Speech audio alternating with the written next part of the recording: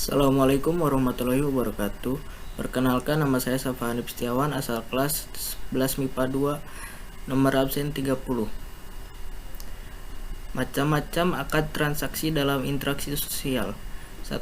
Akad salam, yaitu menjual sesuatu yang disifati dalam tanggungannya dengan ya dan kobul, dan uang panjar di awal atau pelunasannya di akhir beserta diterimanya barang. Contoh, pada zaman sekarang jual beli online semacam Lazada, Shopee, dan lain-lain, ijab kabulnya dengan tulisan dan serah terima barangnya melalui jasa pengantar barang. 2. Akad rohnun atau rohn atau gadai, yaitu menjadikan barang sebagai jaminan hutang, yang barang jaminan tersebut dijadikan pembayaran terhadap hutang tersebut dikala hutang tidak terbayar karena uzur dengan disertai ijab dan kabul. Contoh, seseorang memiliki hutang sebesar A, kemudian ia menyerahkan barang jaminannya kepada orang yang menjaminkannya sebagai jaminan. Setelah hutang telah dibayar, maka barang tersebut akan dikembalikan. 3. Akad sohul atau soluh, yaitu suatu akad yang dengan sebabnya diperoleh perdamaian dari perselisihan sebab kepemilikan harta hutang dan sesuatu yang mendatangkan harta, semisal kisoh yang diganti dengan harta. Suluh terbagi menjadi 2. Suluh ibro atau pembebasan, yaitu akad suluh yang membebaskan sebagian dan menetapkan sebagian haknya tanpa ada syarat. Contoh, seseorang yang mempunyai hak 1 juta rupiah pada orang yang berhutang padanya dan membebaskan setengahnya dan menetapkan setengahnya dengan mengatakan, berikanlah padaku sebesar 500.000 dan aku bebaskan untukmu 500.000. 2. Suluh muawaladah atau ganti, yaitu akad suluh yang menggantikan haknya dengan bentuk harta yang lain. Contoh, seseorang ikrar atau mengaku bahwa rumah yang didiami Zaid adalah rumahnya. Kemudian dia mengadakan akad suluh dengan mengatakan, berikanlah padaku 10 juta dan aku gantikan rumahku untukmu. 4.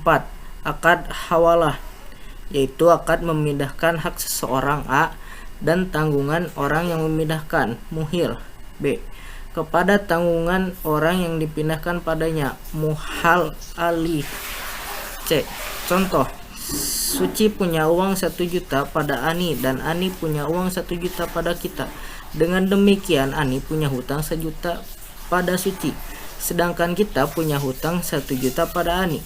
Kemudian Ani memindahkan hutangnya pada Suci ke kita, dan Suci pun menerimanya sehingga Ani menjadi terbebas dari hutang, sedangkan kita menjadi berhutang pada Suci yang asalnya pada Ani.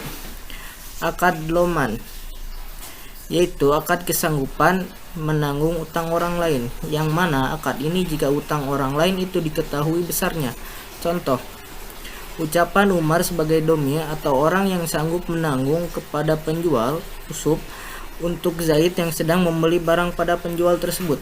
Ucapan Umar, jualah barang ini kepada Zaid seharga 10 juta dan aku tanggung harganya. Maka bagi penjual sohibul hak boleh menagih harga tersebut kepada penanggung atau kepada yang ditanggungnya, yaitu Zaid. Ketika domain yaitu Umar membayar 10 juta kepada sohibul hak atau penjual yaitu usub, maka Umar boleh menagih sebesar 1 juta kepada Zaid apabila tanggungan bayaran itu atas seizin Zaid. 6.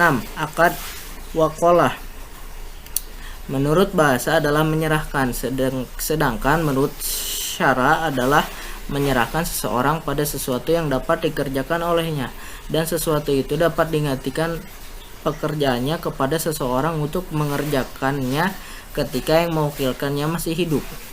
Contoh, Amir sebagai mewakili menyuruh Ahmad sebagai wakil untuk menjual barang dagangannya kepada pembeli atau menyuruhnya untuk mengerjakan ibadah haji baginya. Namun Ahmad harus pernah melaksanakan ibadah haji. 7. Akad pinjaman atau ariyah. Ariyah menurut bahasa adalah bolehnya mengambil manfaat barang yang halal diambil manfaatnya.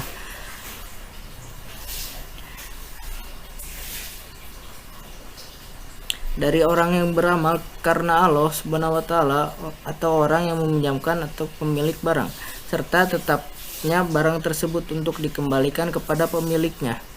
Contoh dalam meminjam uang. Amir meminjam uang sebesar 5 juta kepada Agus selama 1 bulan. Maka dalam jangka waktu 1 bulan, Amir boleh mengembalikan uang tersebut.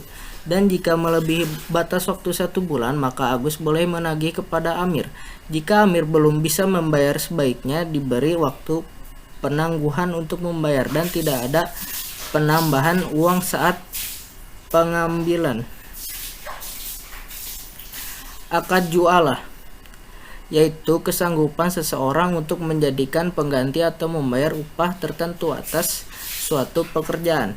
Contoh, seseorang kehilangan gelang emas, lalu ia berkata, siapa saja yang menumpukan gelang emas sebagaimana gambar ini yang hilang, maka dia akan mendapatkan uang 500.000.